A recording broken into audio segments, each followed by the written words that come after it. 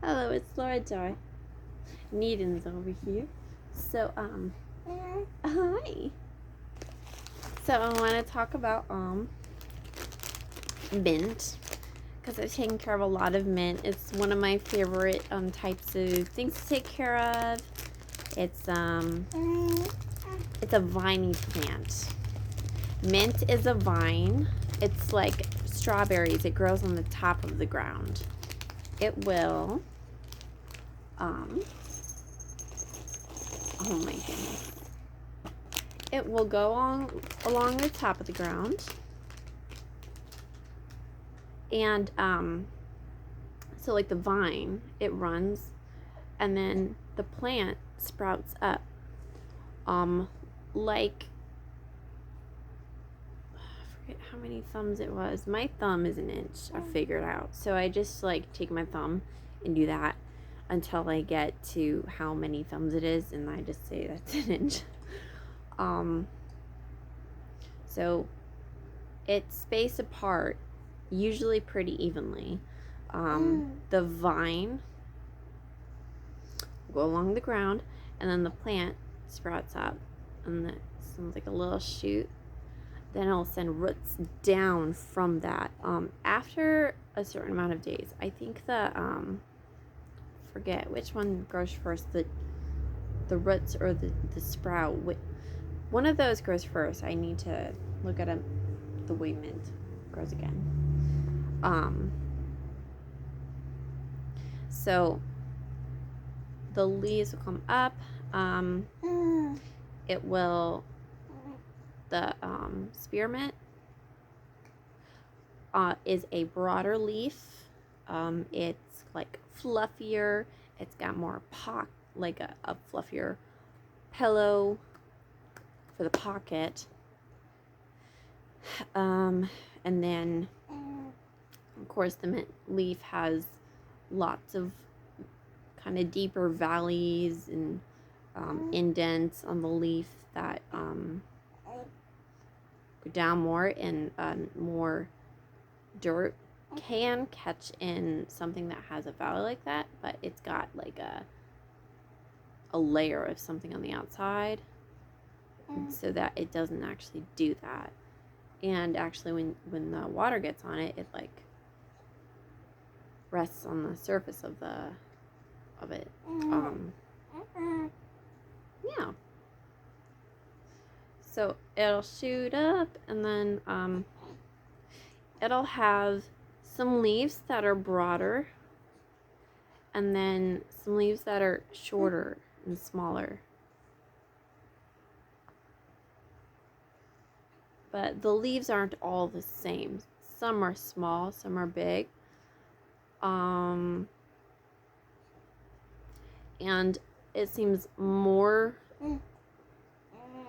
growth and things come out of the place where the leaf comes out of the stem that goes up and supports the plant, like is the inside of the plant. Now the spearmint, the flowers is this like cattail situation that comes from the top. It's like kind of that shape, but more like that, and it's rounder. And then the flowers are purple, and sometimes it'll grow more in the middle. The flowers in the middle will get bigger and out more, and sometimes it'll be further in.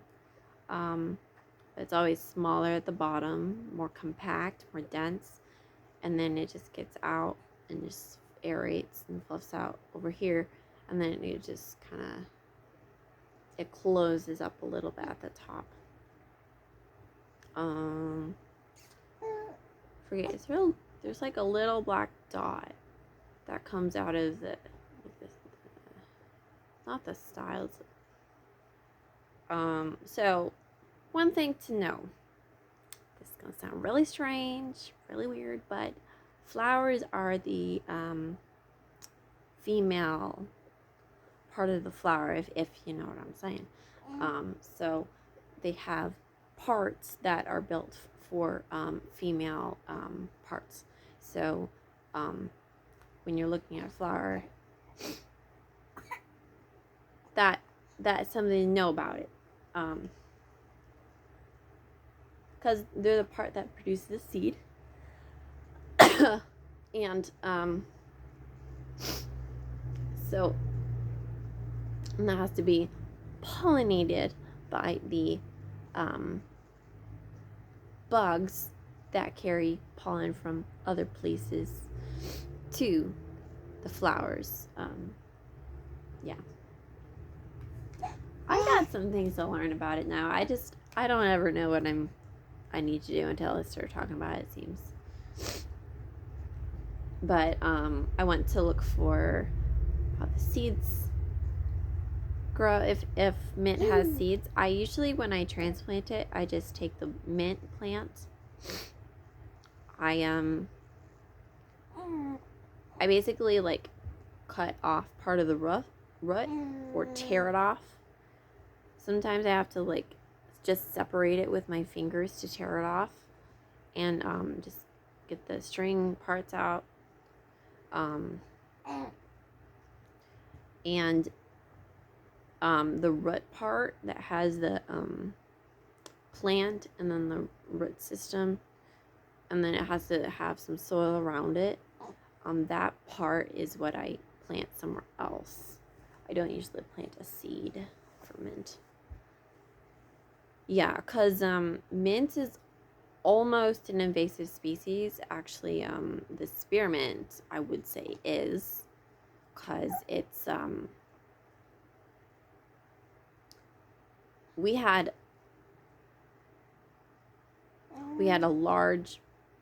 a small patch. I think I planted like a plant this size,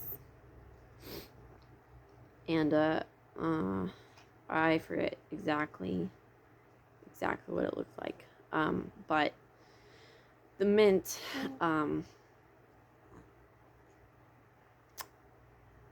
well, it was that size. Now it stretches from that side of the garden to this side, and I have to really prune it back in order to get it to not go into the chocolate mint or the other mint, and it will grow, shade, and crowd anything else that grows there. Now, truth be known, honey, no. Echinacea flowers will be able to grow through it because they're very strong, very thick, very sturdy. And Echinacea flowers are also very established flowers that will go and populate the earth with all their might. Echinacea flowers do that. Mint does that. What else does that?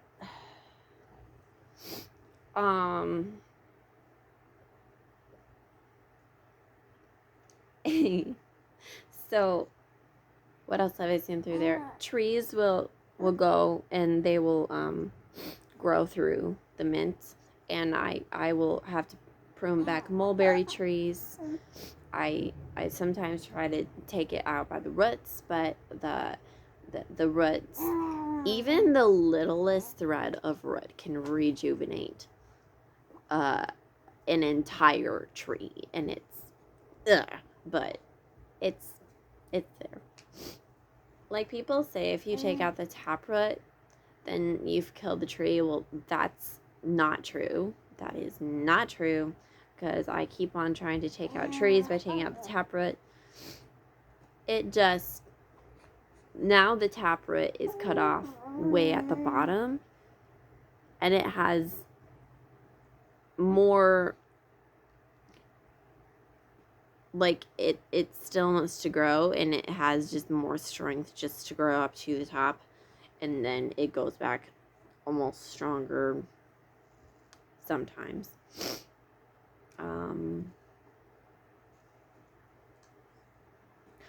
But other times it's a side root that is growing the entire tree again. And like people keep saying it only comes with a taproot. I don't think so. I don't think so. What I mean by people is this Chinese herbal gardening book that I read at my parents' house. I was explaining things about roots and like medicinal properties of that, and how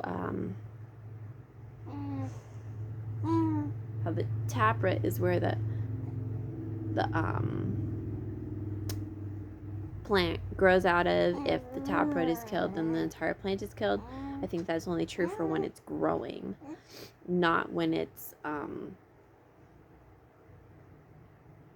trying to come out of the ground. Like, it doesn't make any sense. Anyway, these are really good. These are cheesy crackers. And I like to pair cheesy crackers with you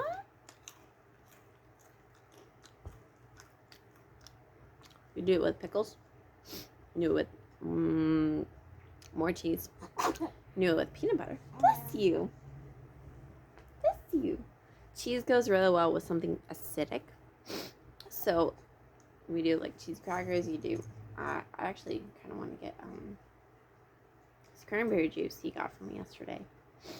So cheese, cranberry juice, or cherry's a little bit smoother.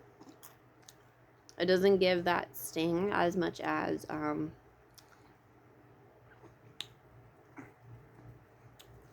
cranberries. Oh my goodness. And then let's see, raspberries. They've got like a sweet sting. It's kind of,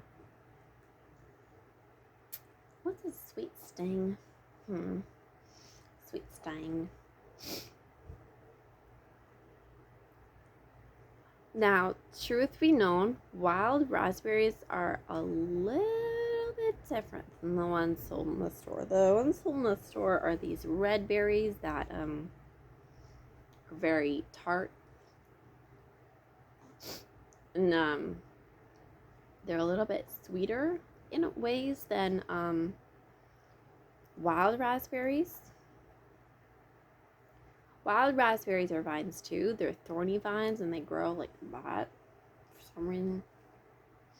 They've got thorns, and the berries will come out throughout the plant where the leaves are. Yeah. Let's see. So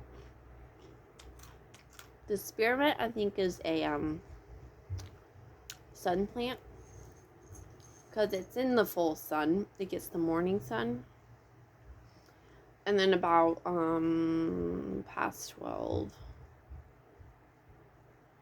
it's more like 3 o'clock, 4 o'clock, that around that time it starts getting the shade from the hill and then the house on it, so it doesn't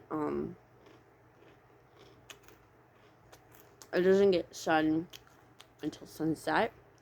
The sunrise until about 3 o'clock, 4 o'clock.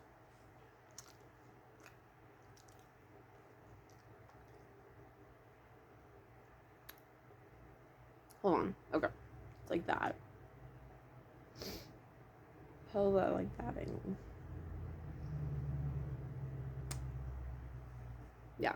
Okay. So here's the hill. I don't know the angle. The mint's at the bottom.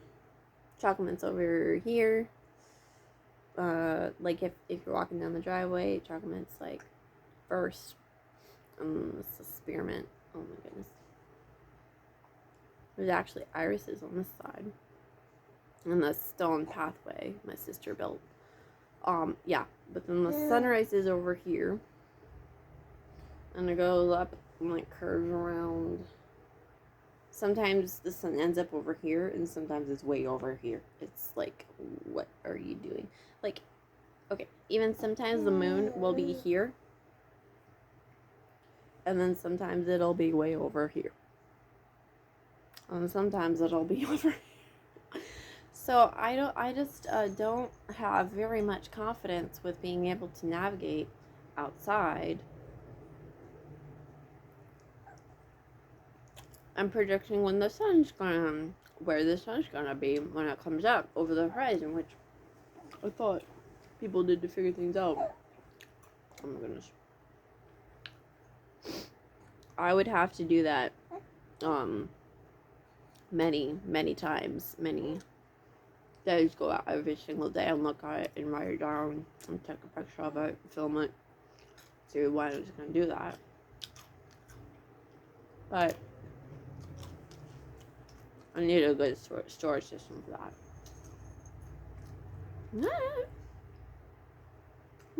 They're like, this is how Mom eats. She eats like a rhinoceros. Oh, where? Okay. And a pinch. And a pinch. And count it. Oh, one more. Okay. So, 1. Cheese it. 2.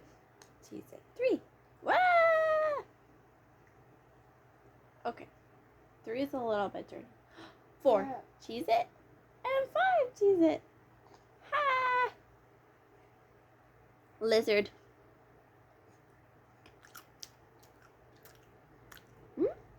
I do it with the front teeth. Mmm. Mm.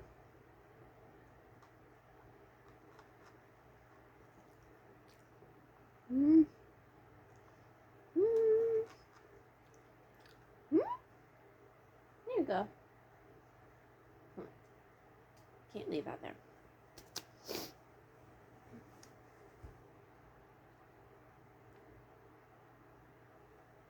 Anyway. Okay, but I was hearing the spearmint isn't so good for things like tea, and eating with the betterment for that would be the peppermint, and then the chocolate mint is what I usually use. I know there's other varieties in mint. My sister'd have the one, I think, possibly.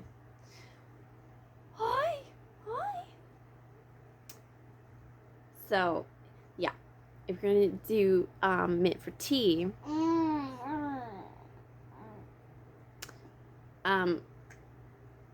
okay, I don't know if there's a certain part of the mint plant that is not good for tea, because the entire plant smells like mint. The entire thing, the roots, the leaves, the stem, the flowers. The flowers kind of smell. They smell and taste more like pollen, which is kind of like a sweet taste, kind of like a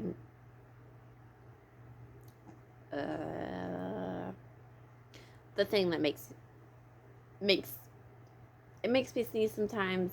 It also makes you like stop. I really want to smell it because it's kind of got that sweet but round. For some reason, I literally envision it just not having edges on it. Oh, what is that? But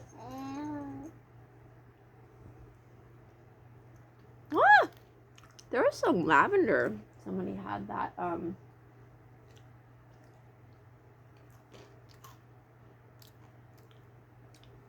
lavender. No, it's a lilac bush. We just walked past it, and it was got this circle, this encasing of pollen smell around it. It was smelled so good, but if you're allergic to pollen, not so good. I know what?